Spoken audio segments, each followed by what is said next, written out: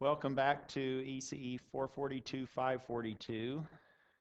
Homework number 5 is due a week from today. That's a little bit out of sync, but that gives you a weekend to work on it, and we will probably need the next lecture to go through an example to help you work through homework problems 3 and 4 on homework number 5. You should be able to do homeworks 1 and 2, which are many parts.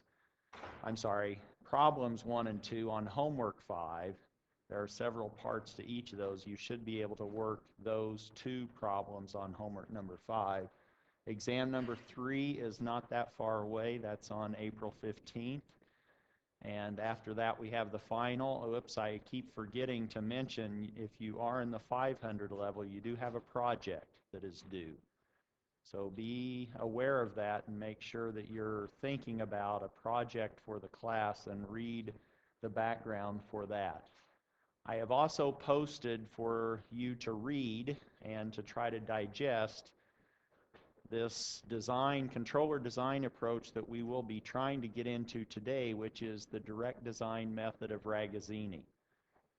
And the design method is an interesting design method, and you may not have seen it, but I have extracted a few pages from a textbook, Franklin, Powell, and Workman, on digital control that presents that, and I will try to walk through that. There are several restrictions that you have to observe as you go through that design process, and I hope to make that clear, but you should also try to read it and at least start to be thinking about what it might be telling you to do or what is required. And that's on D2L. It's either in the resource unit near the top of the content page, and I've also posted the same material in Unit 5, which is, you'll need this for Homework 5. So you should be able to find that in many different places. Today, what I want to do, as far as our goals are concerned, is to really motivate this idea of why do we need to design a controller or create a controller. Obviously, we have an entire class called Digital Control, which means we are trying to design controllers.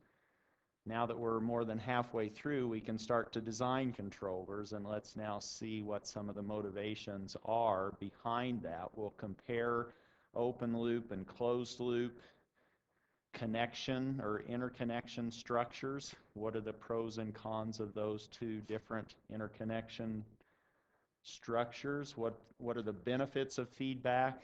And we'll talk about this notion of ensuring internal stability, which really means we're concerned with more than just the stability from the input, the reference input R, to the output Y. We have to also be concerned about other paths that exist in that circuit, and in particular some paths that maybe go to the air in your diagram, some that start at your disturbance and maybe go to the output, maybe from the reference to the input, the reference input to the input of the plant. We have to make sure that all of those are stable transfer functions, and that guarantees that our overall system is internally stable. That, with this direct design method of Ragazzini, means that we can't just blindly be canceling poles and zeros with our design of our controller. Our controller can't just arbitrarily be canceling poles and zeros. And in particular, the ones that you don't want to cancel are the unstable poles and zeros. I'm using that term. We really don't have unstable zeros, but we do have zeros outside the unit circle. We don't want to be canceling zeros outside the unit circle with poles in our controller, and we don't want to be canceling poles outside the unit circle. We're trying to attract all of those poles inside the unit circle that might start out outside the unit circle. Then I think we will get into the direct design by Ragazzini, and after tonight's lecture, hopefully you can start to make a little bit more sense of the material that is now available in Unit 5 as a resource to be reading on the direct design method of Ragazzini. The reason I say that we will get there is because Today, I'm in overdrive, meaning I'm not going to be writing. I'm going to be scrolling. So you will be listening. You may not be able to keep up if you're trying to take notes, but these are available on D2L. You might just try to sit back. Try not to fall asleep. I know this isn't the best way. We've learned that this may not be the best way to present material, but we'll start writing down when we get into the direct design of Ragazzini. This overview of control, I want you to just sort of take in. So sort of get in a state and start thinking about what we're talking about with controller design. Some of these issues, some of these concepts, and obviously we will be talking about these systems between an input and an output and what we can do with a controller or a compensator to enhance the behavior of this system. And enhance can be interpreted many different ways. What we might have in front of us are some possible issues that I'm referring to here. We might have our system, how many rode a bicycle? So I'm going to try to make this as interactive as possible, even though we're just reading. But if you rode a bicycle, it's not easy. The first time you get on that bike, it's a little bit unstable, isn't it? That's an unstable system. It's an inverted pendulum. It's a Segway. How many rode a Segway into lecture today? Maybe don't see as many hands. Oh, half the class. No, not quite. But maybe you've seen one giving campus tours. How do you stabilize that? You don't want to be on something that's unstable. You want to stabilize it, and that probably involves some kind of feedback mechanism to try to make that happen. You might also have a widget that you're manufacturing or that you're creating, and you want each widget to behave the same when it comes out the plant door. And coming off the manufacturing line, they may not all be manufactured the same. But with a controller, you can make that controller make the closed loop or the overall system behave the same, even though all the sort of original widgets may not be the same. By putting a controller in it, you can now make those plants in the closed loop look very much alike. And everything seems to age, and that means the parameters might change. And with a controller, can you make, even though this system is maybe changing with time, internal, if you just looked at the sort of the basic system with the controller inserted, maybe the closed loop maintains the same behavior now as it does 20 years down the road. Or maybe 30 years or 35 and you're now retired and you don't have to worry about keeping that system going the same way that it was when it first was designed or manufactured. Those are some possible reasons why we might want to introduce a controller or a compensator, and the goal is really to derive or to make this transfer function, which I'm calling T sub C, the controlled system, behave the way that you want it to behave between some reference input and some output Y. That's our ultimate goal. We want to make T sub C happen or occur for a given system. And what T sub C of Z can be is not arbitrary. And that's what I hope we will learn as we go through this material today. When we talk of controlling a system, we can control it in a couple of different major ways. One, in an open loop fashion. We just insert in series with the system a controller. And the other configuration is actually we are feeding back the output signal and comparing that with a reference signal. That error signal then drives the controller. The output of the controller is the input to the system, and that's now what is making this transfer function T sub C of Z between the reference input R and the output Y. We don't just have a serial connection or sort of wiggle the input, the controller shakes the system and it pops out at the output. That may not be the best way to design a controller in an open loop fashion. We may want to sense the output and feed that back. Here are some difficulties that we might have with an open loop structure. The open loop desired controlled transfer function is still this T sub C of Z, but that's this combination or a cascade product of the plant G of Z with the controller C of Z. It lacks robustness, meaning this plant may be uncertain. Maybe the zeros aren't exactly where we thought they were. Maybe the poles aren't, or maybe the gain is a little bit different between widget A and widget B, or widget A and widget M. Suppose that the plant is as simple as a gain. It's just a constant. Call that G. What could possibly go wrong? Well, if T sub C, which is what we want the system to look like, is just the product of C and G is just a gain, let's say a lowercase g, maybe 2. Maybe that's what little g is just a 2, a number 2. Typically, we want the reference we want the output to look like the reference input, meaning we might apply as a reference an angle of 10 degrees because we now want our antenna to move to 10 degrees. We want our output to track our reference input. When you're driving your car, you put it on cruise, or maybe you're no longer driving. Before you retire, we will probably not be driving our own vehicles, will we? They will be autonomous.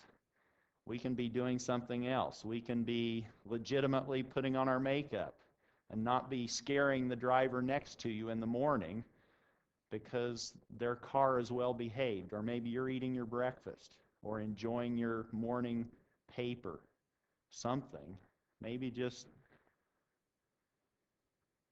enjoying some tunes. I guess you could maybe have earphones if your car's driving. You're not supposed to do that now, are you, legally? Where were we? Oh, I was trying to explain that when we inject the reference, we want our output to track that or follow that generally. So if we put our pedal at 45 degrees in downtown or in metropolitan Tucson, we want our car to be going at 45. That's the idea of a controller. Let's say our system now is some gain 2.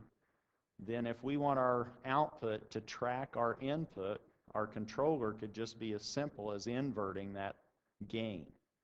Our controller could be 1/2 if our system is 2.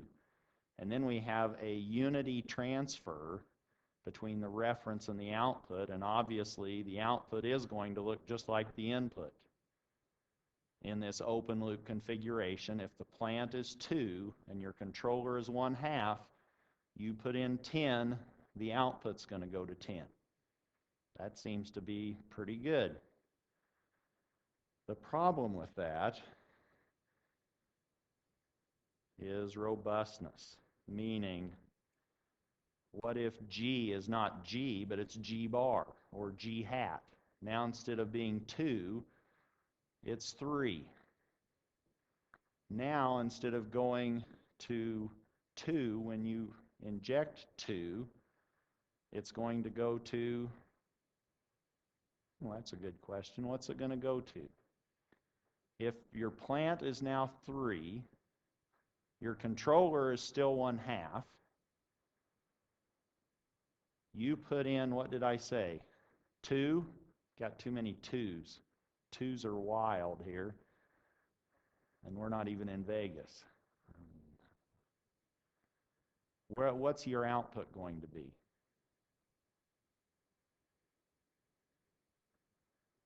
So the plant combination with the controller is 3 divided by 2, or 3/2. Now we put in 2, we're going to see 3 at the output instead of 2. Uh-oh, we didn't account for that, or we didn't want that to happen. This open loop controller design is not very robust to parameter changes. That's what that example is supposed to be illustrating. Which means that instead of maybe going to R, here I've modeled it a little differently. Maybe my G bar was less than G instead of what it was before. Now maybe I get 3/4 out instead of 1 out when I put in 1 for my reference, because of this discrepancy between G bar, the actual system, and what I thought it was.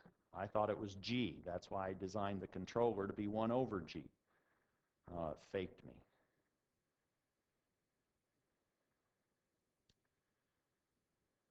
So our error, if we were measuring the error between our reference and the output, that could be really large, 1 minus G bar over G. In the earlier example, it's the difference between 2 and 3. I can do that. We had an error of 1, which is pretty big if our input is 2. And we have an error of 1. That we may not like. So, feedback helps. There is maybe something that we can utilize. Let's now look at this closed loop control structure. Now we simply have unity output feedback. Unity meaning the gain is 1. You could have something different, but most of our systems here, just to get the idea of what's going on, let's just assume the feedback path has a gain of 1.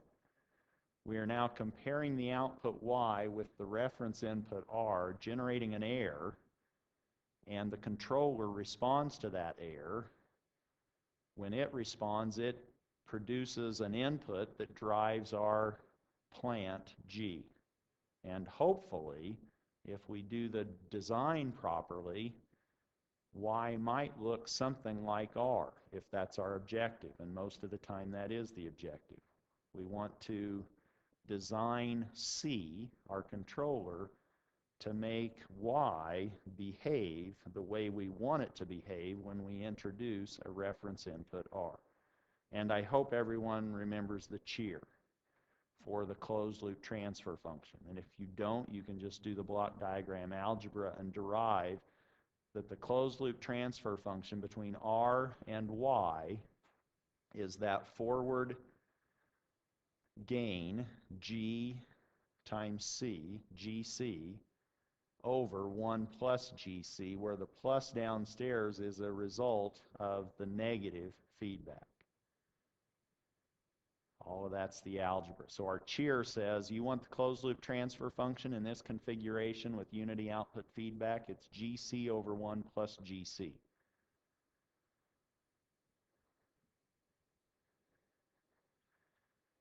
And if you don't remember it, you can go through the algebra. That's all that's doing right there. That's the block diagram algebra. We won't spend time looking at that. Let's now see what we can do with feedback. Maybe we weren't happy with an open loop configuration. Now let's assume that our controller is not trying to invert the plant, but it's a gain K, some gain K. If it is, then the closed loop transfer function is GC over 1 plus GC, but C is just K. We now have GK over 1 plus GK, and as K gets big, what happens to that ratio? 1 plus GK looks like GK. Should have maybe made my thing Q, and then we could have GQ, right? Never mind. But we have gk over gk as k gets big, and that's going to go to 1, and that's what we wanted, wasn't it? Ideally, we want the controller plant feedback configuration to look like Unity, so that when we inject a reference signal, the output looks just like the reference. That's what a T sub C of Z going to 1 does for us. We put in 2, we get out 2. We put in 10, we get out 10.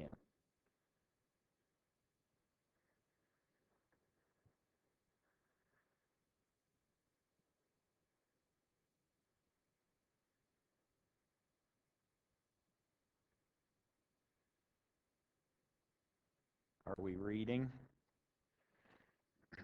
If it was that easy, you wouldn't have to spend a whole semester trying to learn control theory. If we could always just put in a gain for our controller, they definitely wouldn't be paying you to be a control engineer anywhere. They could do that themselves. Just put in a gain, Joe, we'll do it. And you're good to go. Well, that's not quite the case. Why? Because that particular example that I was illustrating assumed that our system was just a constant. Most of our systems that we're interested in controlling aren't just a constant. Those aren't very exciting, are they? If they have some dynamics, then it gets a little bit more challenging, and that's what we want. That's why you're taking this class, to learn how to deal with a system that might have a little bit more personality than just a gain, than just a constant. All right, so let's really go crazy with the personality. Not. But let's give it some dynamics.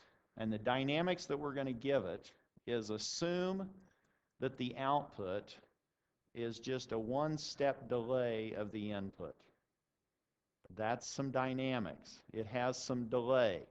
And if you don't learn anything else in this class, 20 years from now, you better remember that if you have delay in your system, that usually makes it a little bit more ornery to control.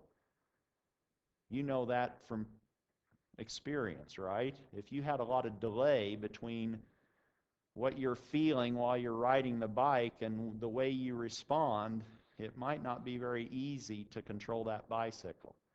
Anytime you have delay in your system, that makes the control process more challenging.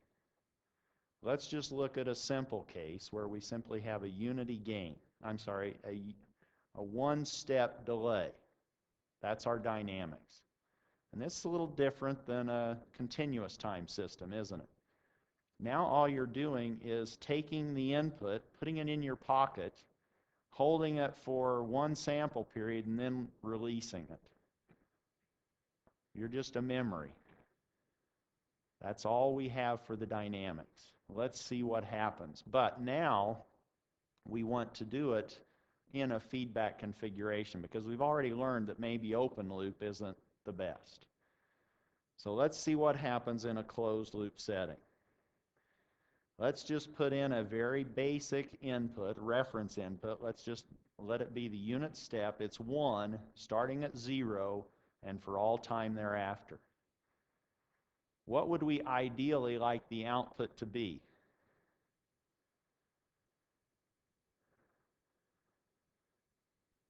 Ideally.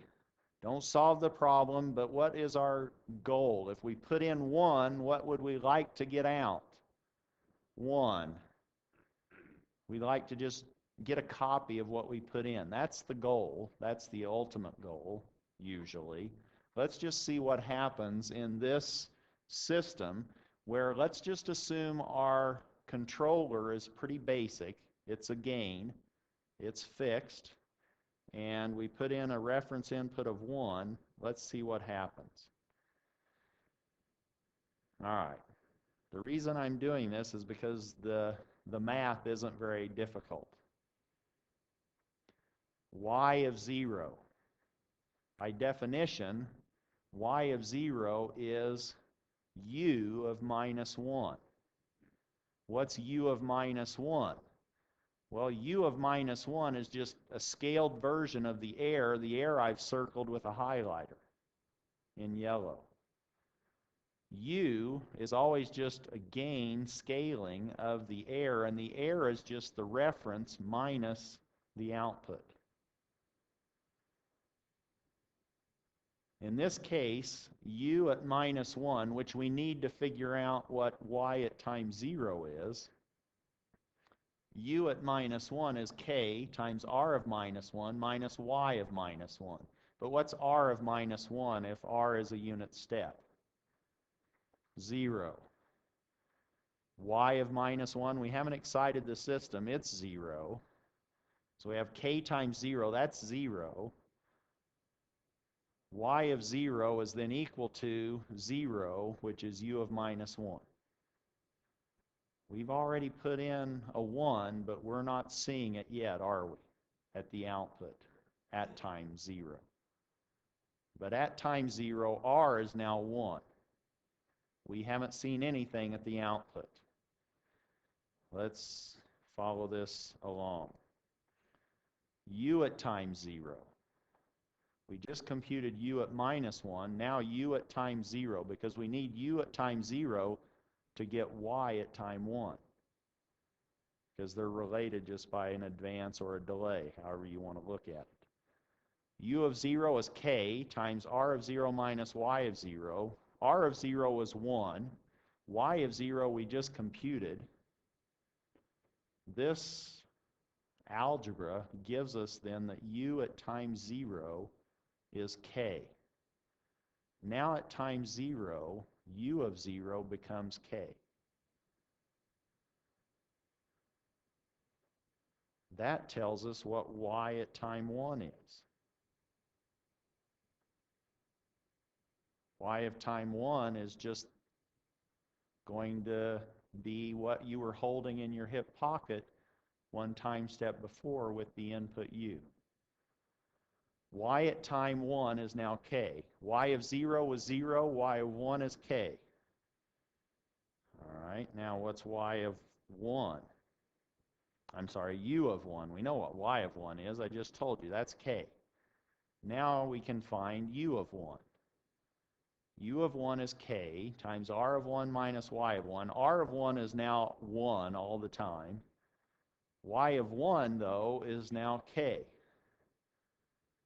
which says that u of 1 is k minus k squared. That's now what y of 2 is. Y of 0 was nothing. Y of 1 was k. Y of 2 is k minus k squared. Do you see a pattern? What's y of 3?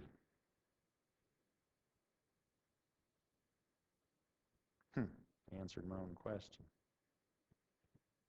Now u of 2. We need u of 2 to get y of 3. U of 2 is a scaled version of the error at time 2. The error at time 2 is 1 minus what y was at time 2, which was k minus k squared. So that now u of 2 is k minus k squared plus k cubed.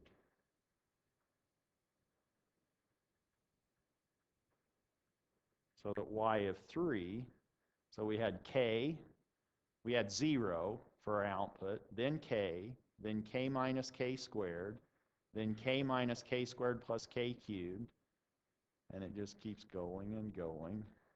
Now what I want you to do, I guess I lied, I do want you to participate now. Can you tell me what you might obtain as an output depending on what k is? Can you see there's a pattern, obviously? Oh, let me just, what did I give you here? All right, there's y at n. Now can you tell me what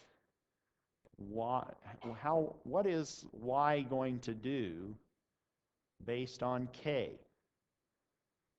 K you could maybe design. Would there be a reasonable value you want to pick for k? Or what are the different options you have for the output y? What's it going to do for different values of k?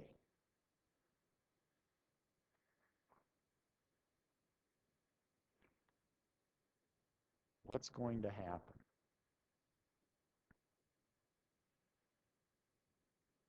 Do you know how to attack the problem?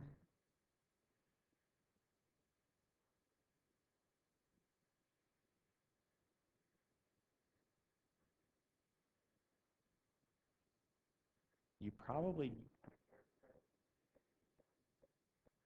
pardon?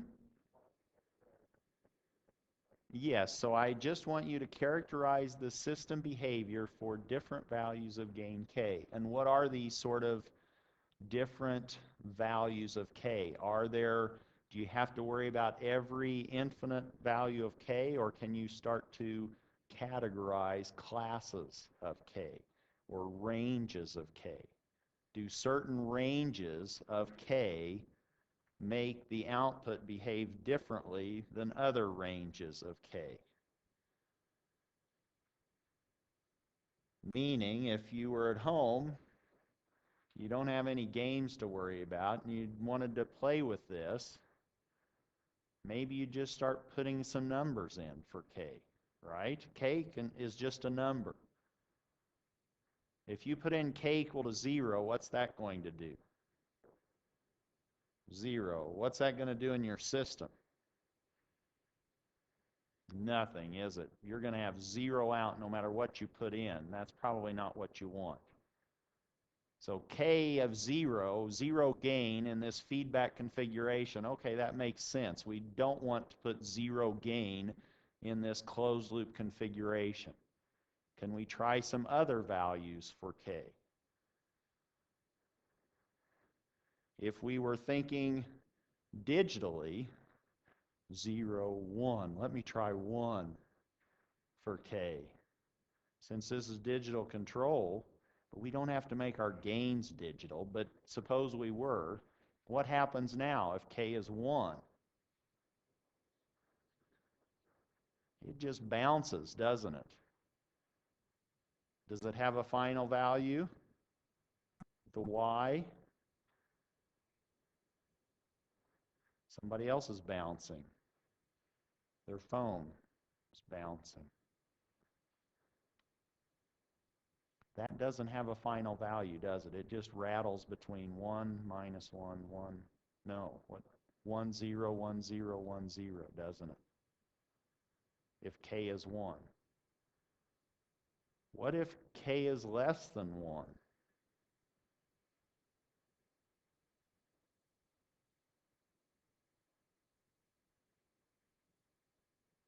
Then this tail, k is going to start to, or the tail of this is going to approach the tail terms as n gets bigger and k is less than 1, they're going to vanish, aren't they? So now you're going to go to some limit if k is less than 1. You don't want 0, you don't want 1, maybe something less than 1 is okay. Maybe.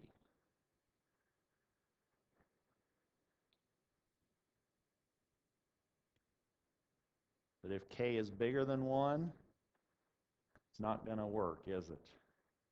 You're going to go unbounded, and you're going to violently go unbounded. You're going to be bouncing between really big and really small values.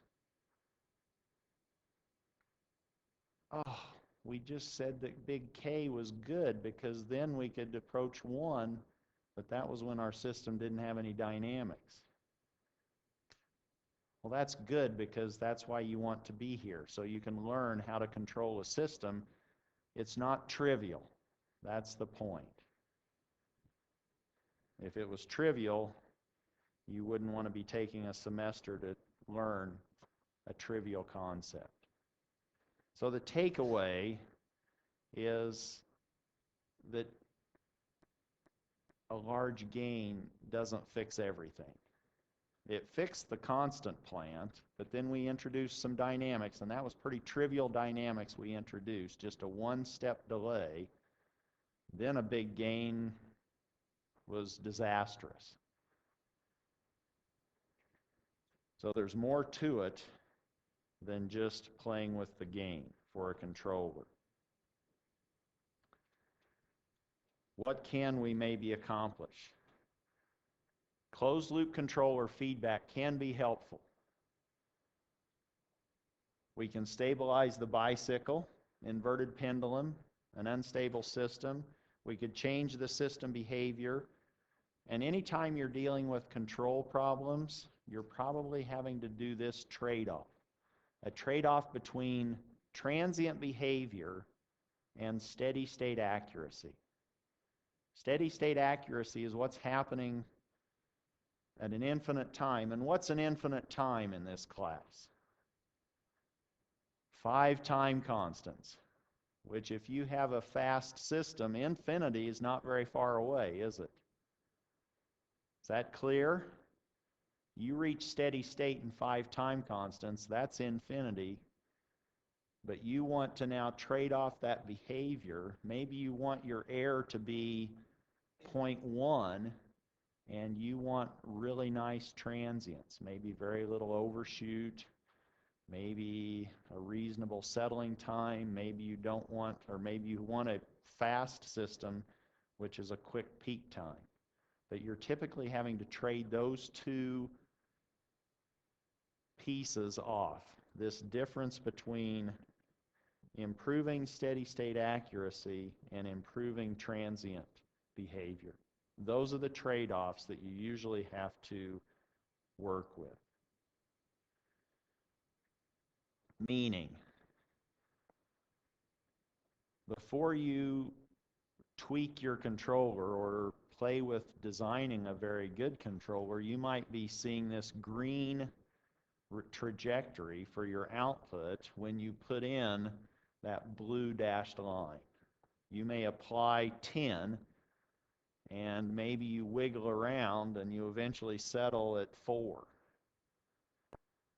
And your boss goes, that's not what I wanted. I wanted to go to 10 and you took me to 4. Not the best. So you go, okay, let me go back and design a controller, and then you might have this red response. Reasonable overshoot, and now you're locked on maybe. Maybe you have 0 error in the steady state. But maybe to acquire that 0 steady state error, you've had to allow for some overshoot. Or to get you there quickly, maybe you've had to accept a little overshoot in your behavior. Again, these are concepts that start to arise when we start playing with controllers. Now, here's the other big take-home. So we can't do everything with gain. And now when designing a controller, we need to make sure that every path in our closed-loop system is stable.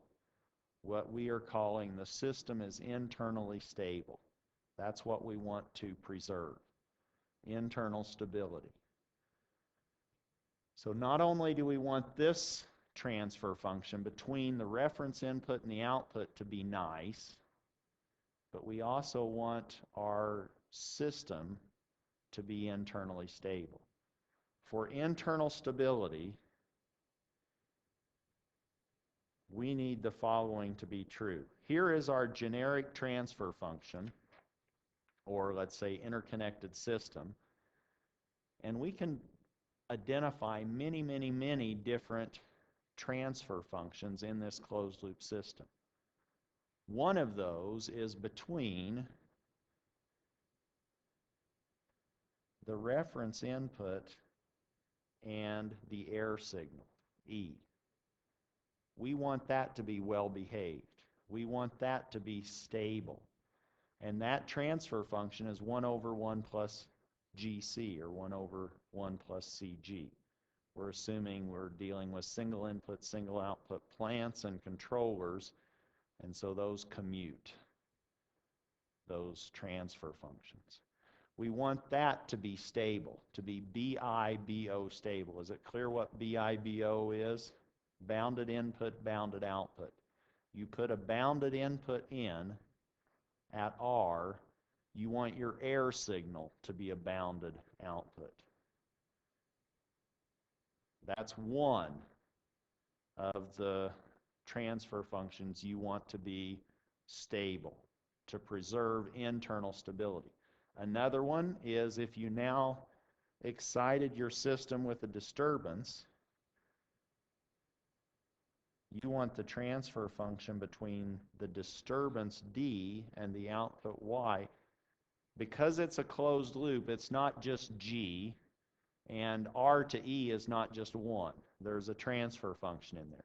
But the transfer function between the disturbance input D and the output Y, you want that to be bounded input, bounded output stable. And that transfer function is G over 1 plus CG. The other one, there's 3. The other one is the transfer function between the reference input R and the input to the plant U. That transfer function, which is C over 1 plus CG, that one also needs to be stable in order to preserve internal stability in the overall system. Now, the nice thing about that, you don't have to worry so much about all 3 of those simultaneously. We can do it if we observe the following statement. We can achieve internal stability when we design this controller, C of Z, if, and this is a big if, I'm going to make it really big by underlining it in a red line. If we keep C of Z, that controller, from canceling unstable pole and zero factors in our plant G. Meaning, if our system has an unstable 0, that we're agreeing is a 0 outside the unit circle, we can't put a pole right on top of that 0 in our controller. We can't cancel it. We basically have to keep it. We have to live with it. We also cannot cancel an unstable pole that's out there. We have to somehow bring it in, but we can't cancel it. We have to bring the closed loop pole inside the unit circle. We can't go out and put a 0 out there to cancel it in our controller. Is that clear?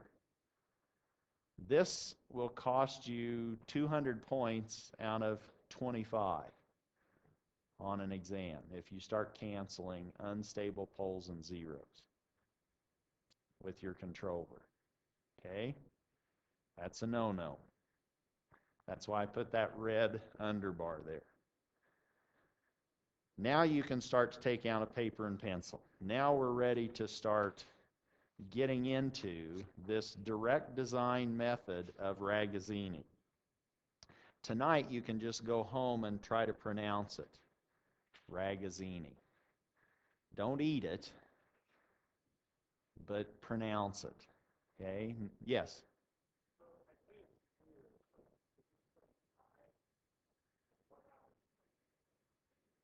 So now the question is, what happens if I cancel an unstable pole or an unstable 0 with my controller C of Z? Then one or more of these transfer functions will not remain bounded input, bounded output stable.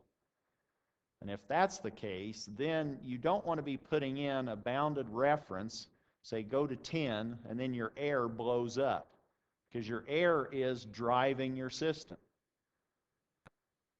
If your error goes unbounded, then all bets are off. Meaning, if you cancel a pole or 0 of your plant with your controller, one or many of these transfer functions will become unstable. That's the result of canceling poles and zeros. And you could, since you're, what else did I have you playing with tonight when you went home? Besides saying Ragazzini, I said something earlier. This is a sign of age. You were going to play with something. What was it? Oh, K, wasn't it? Different values of K.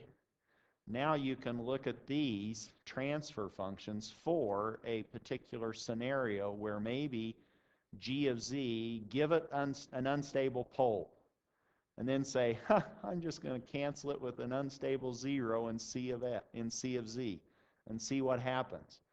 The transfer function between R and Y might look fine. This is nice. But then you start looking at these other three, and you're going to see that one becomes, or more, become unstable. Does that answer your question?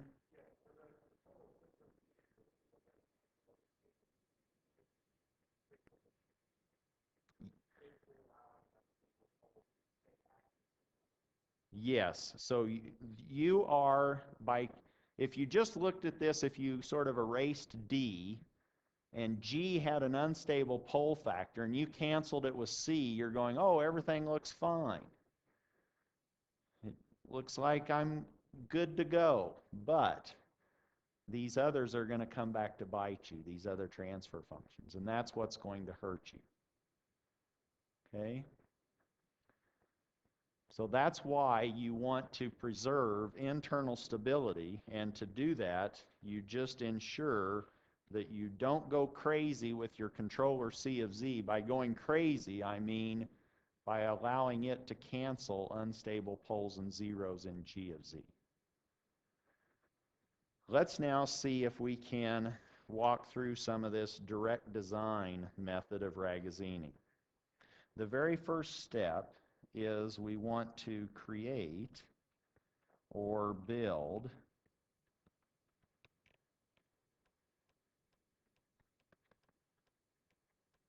a desired closed loop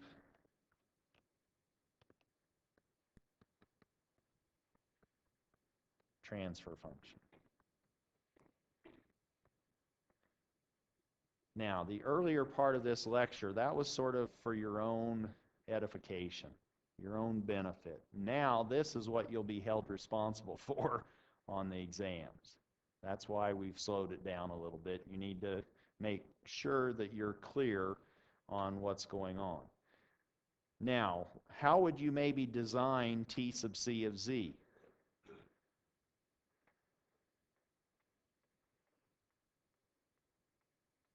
What have we spent the last week talking about?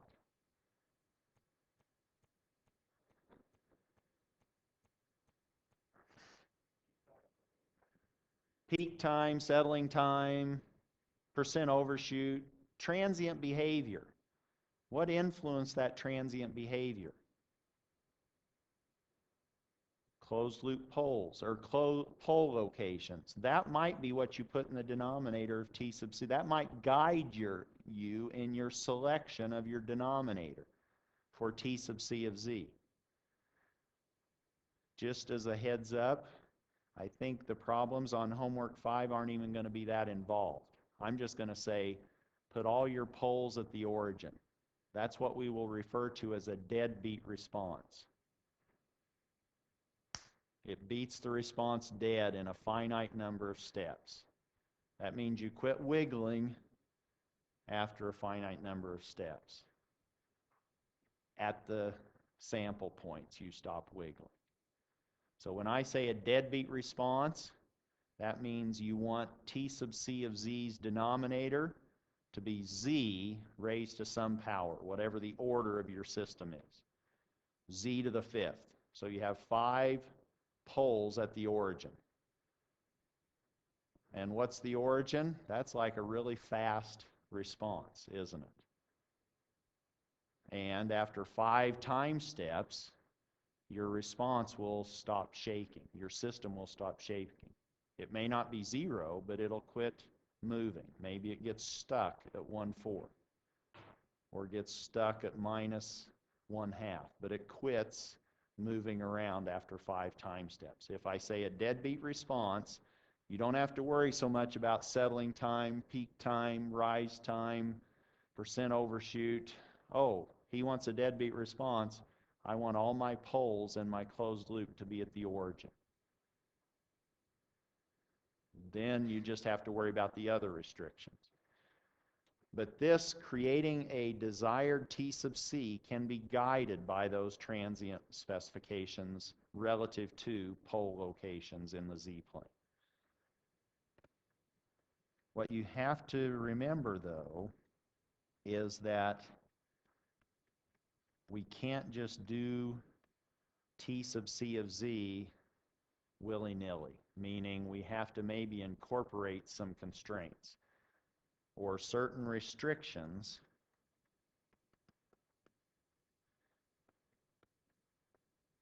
will be placed on this desired transfer function T sub C of Z. So knowing that we may have some restrictions, let's now build this desired T sub C of Z. That's our first step. The next step is to compute the controller that actually accomplishes T sub C of Z, or that results in T sub C of Z being your closed loop transfer function between reference input and output Y. Compute the controller that realizes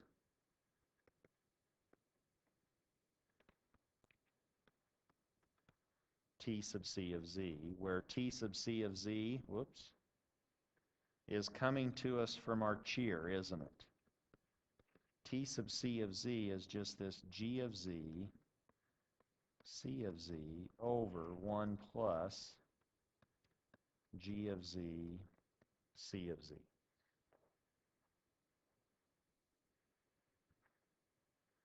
Step 2 really says, can you pick a C given a G that will allow us to accomplish or to end up with T sub C of Z being our closed loop transfer function? Well, if that's the case, this is our relationship, can we solve that for C? That's what we're asking in step 2. Let's do that. Let's now try to solve this relationship for C. This would give us T sub C if we knew G and C. Now what do we know? We know G, that's our plant. We know what T sub C is, that's our desired controlled system, closed loop. What we don't know is C. So let's solve for C. That's the only unknown. Again, we're assuming single input, single output transfer functions. We multiply, and I'm going to forget the argument Z for now. I have 1 plus GC times T sub C is GC. And this now gives us T sub C plus GC T sub C is equal to GC. This is just algebra, and this is why you have to learn your algebra when you're in whatever grade. 3rd grade? I don't know where they teach you algebra anymore. It's pretty early. Now we're trying to solve for C. So now let's say T sub C is equal to GC minus GC T sub C. But since we're assuming that everything is commuting, these are first order or scalar transfer functions, I can now pull a G out, and I now have C minus C T sub C. I can pull the C out from the other side, and now I can solve for C. I've isolated C,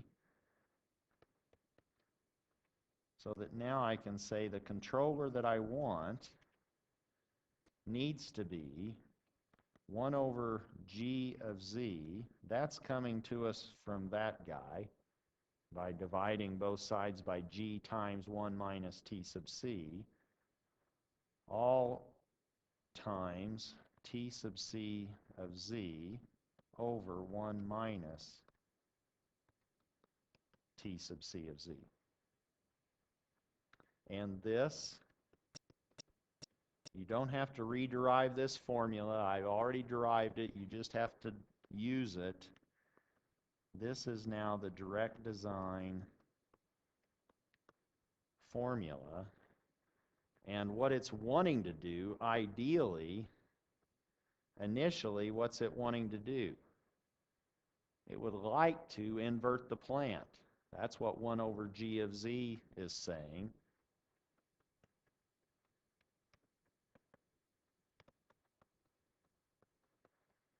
What this controller then is doing is, in a very generic sense, is you're trying to invert the original plant, the original system with this 1 over g, and then put in t over 1 minus t in your controller so that the closed loop between r and y will end up being t sub c. That's the whole point. Now, the unfortunate thing is we have to be careful of what we're doing when we apply this direct design formula. We can't just do it blindly. We have to be smart in applying this direct design formula.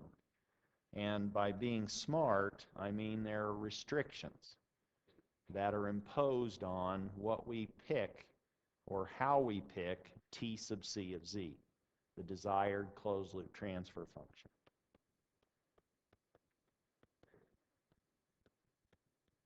Restrictions.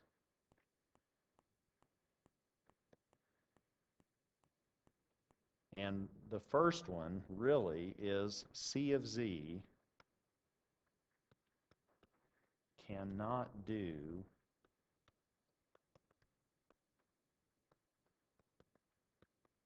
the impossible. That's good, right? And what do we mean by that? Well, let me call that restriction 1. I'm going to have some different r's, and the first one I'm just going to call r1. This is restriction number 1. C of z, let's say that I've parameterized that as some numerator polynomial, n sub c of z, over some denominator polynomial, d sub c of z.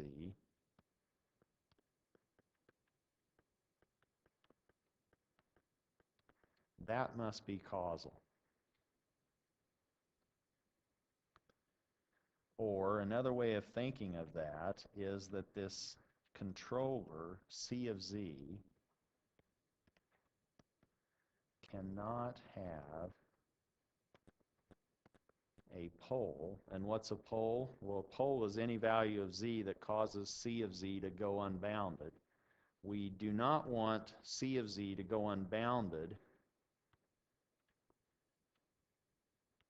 as z would approach infinity. That would be a no-no. That would be making c do the impossible. Well, if we don't want c to have a pole at infinity, what we can accomplish that by ensuring a certain relationship on our polynomials, our numerator and denominator polynomials. As z marches off to infinity, how can we ensure that capital C of z doesn't go unbounded? What relationship on the numerator polynomial and the denominator polynomial do we need?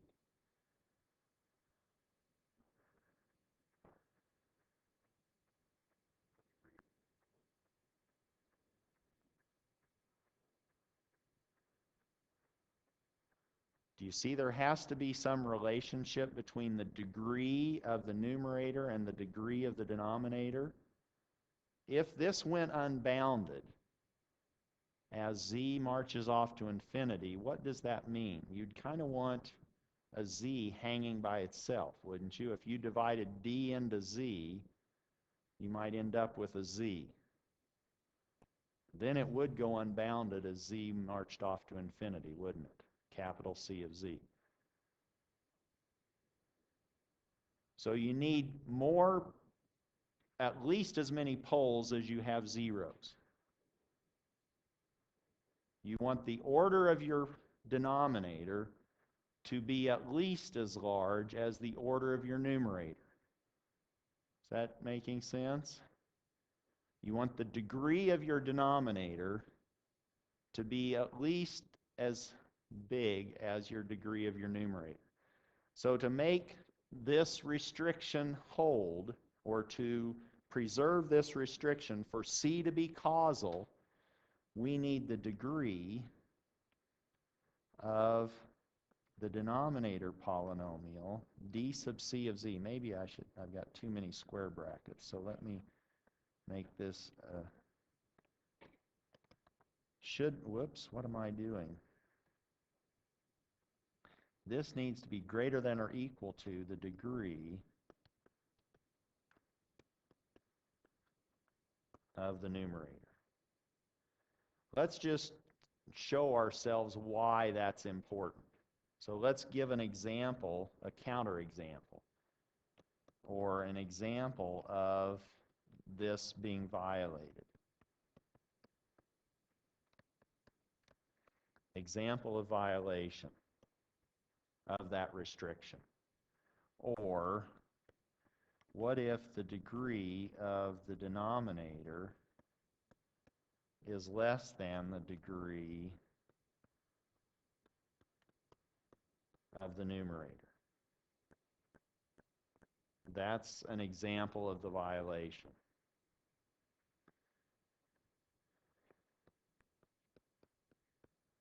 Suppose that C of z is z squared minus 3/4 z plus 1/8 all over z minus 1/8.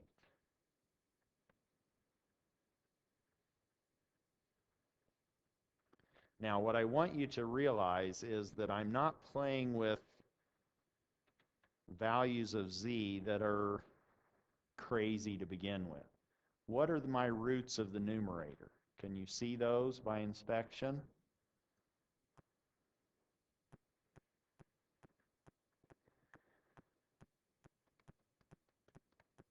Boy, I can't write, but I have zeros at 1/2 and 1/4, and I have a pole at 1/8. Those are all inside the unit circle. What I have, though, is I have 2 zeros and 1 pole in my controller's transfer function, and that violates my restriction. Let's now see what that means. Let me rewrite this, C of z, in terms of not z's, but z to the minus 1s. Let me multiply both top and bottom by z to the minus 2. So that I now have 1 minus 3/4 z to the minus 1 plus 1/8 z to the minus 2 all over z to the minus 1 minus 1/8 z to the minus 2. And that's just the output of our controller is the input to the plant, and the input to the controller is the error signal. So let me just say C is U over E, and that's this relationship of z to the minus 1s. Let me cross multiply. I now have z to the minus 1 minus 1/8 z to the minus 2 times u of z is equal to 1 minus 3/4 z to the minus 1 plus 1/8 z to the minus 2 times e of z. That's in the frequency domain, but we're engineers, electrical and computer engineers, so we can easily go between frequency and time, right? What's the difference equation associated with the error signal and the input? That's what I'm asking now.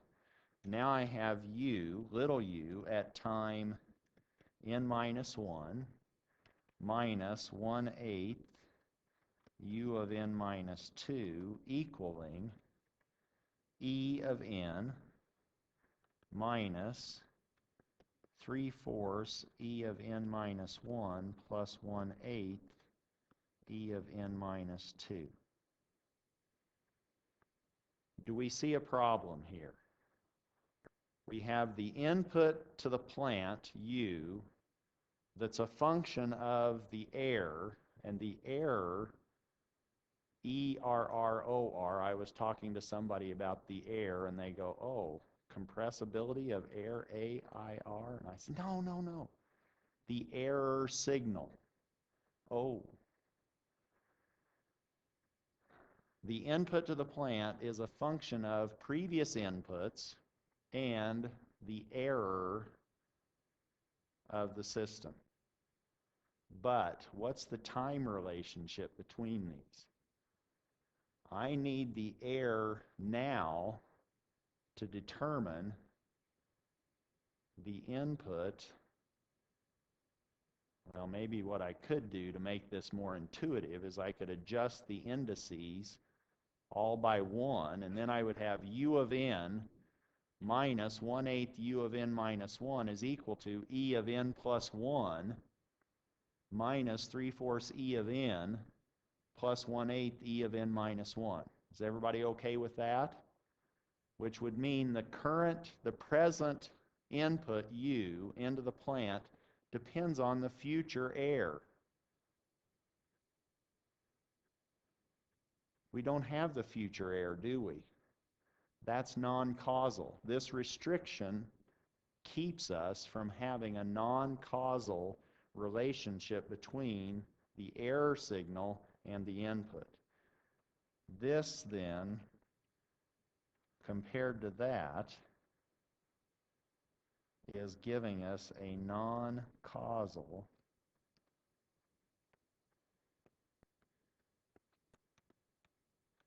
control law, and we definitely do not want that.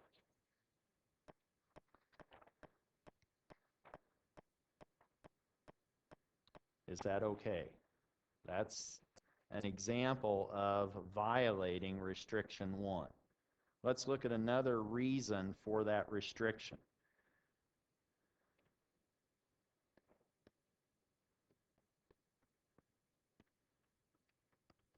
Some more background behind restriction 1. Let's look at the design formula.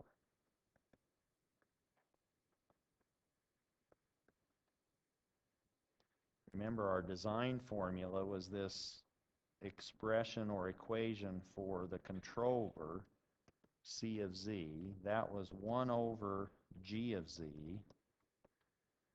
all times T sub C of Z over 1 minus T sub C of Z. Before we go any further,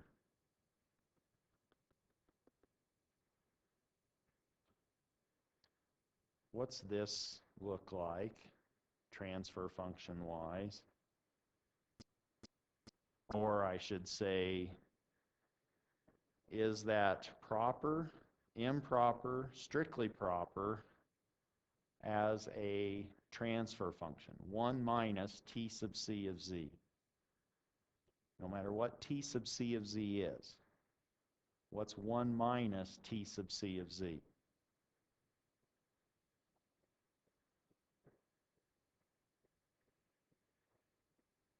Do you put in some numbers, put in some Z's? What's that going to be? That 1 has an interesting impact on that expression. 1, you can now say, so if T sub C of Z was N sub C over D sub C, then 1 is D sub C over D sub C if you get a common denominator. What's D sub C over D sub C as far as a transfer function? What are the relationships on the numerator and denominator order or degree? The same, aren't they? Now you have D sub C minus N sub C. What's that order? The same. That's D sub C. So this is actually a proper transfer function, 1 minus T sub C of Z, meaning the degree of the numerator is the same as the degree of the denominator. That's important because now we can just sort of view that as like a constant. That's proper. And let's not worry about that messing up our orders of numerator and denominator. But now let's look at, so from the design formula, the pole zero excess in G of Z, we know what the pole zero excess is. If we had one more pole than zero in our plant, then the pole zero excess would be 1. If we had two more poles than zeros, our pole zero excess would be 2. But now G is in the denominator, and that kind of makes the denominator of the denominator go upstairs, doesn't it? Ooh, and that's going to be bad as far as causality on our controller if the denominator has a bigger degree in G than the numerator in G. So the pole zero excess in G of Z will result in poles at infinity in our controller C of Z unless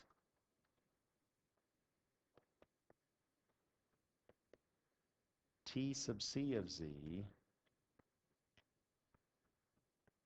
possesses at least the same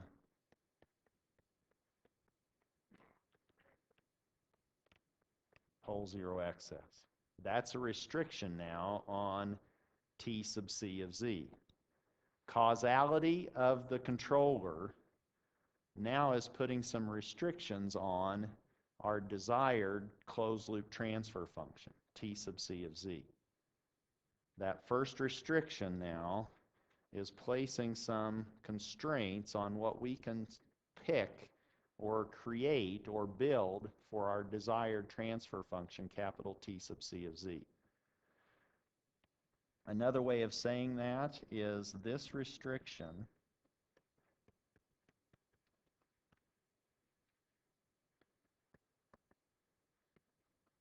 on the pole zero excess in T sub C of Z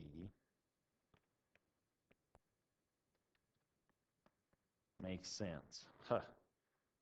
Why is that? Well, suppose that G of Z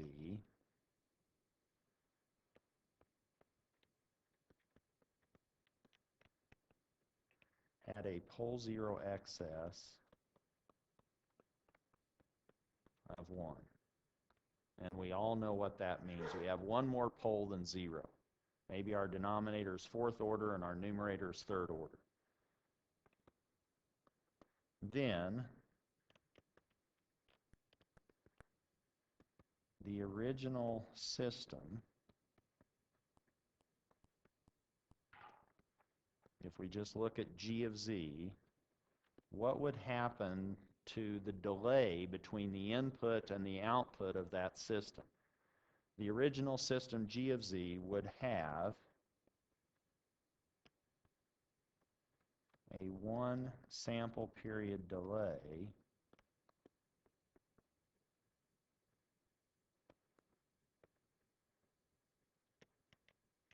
between the input and the output.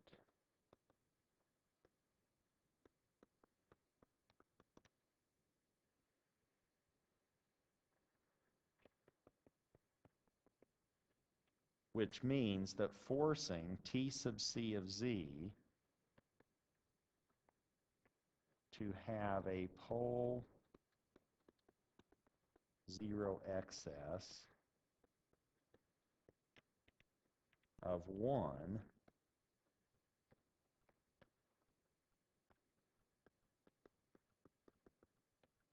means we are forcing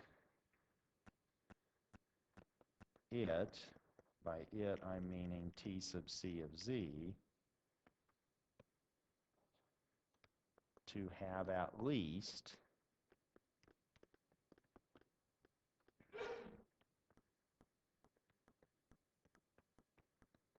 the same amount of delay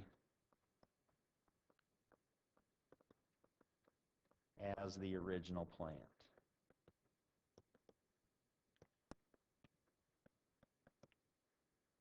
That's the causality constraint. Restriction number 1 says if your system, to begin with, had a delay of 1, your overall transfer function between the reference input and the output can't be faster. It can't have no delay between the reference and the output. It has to have at least the same amount of delay or more. That's what the causality restriction implies. That's R1. We'll pick up with R2 through R20 next time. No. R2, R3, and R4, they go a little quicker on Wednesday. But you can read that up on the material I've placed on D2L. I'll see you on Wednesday.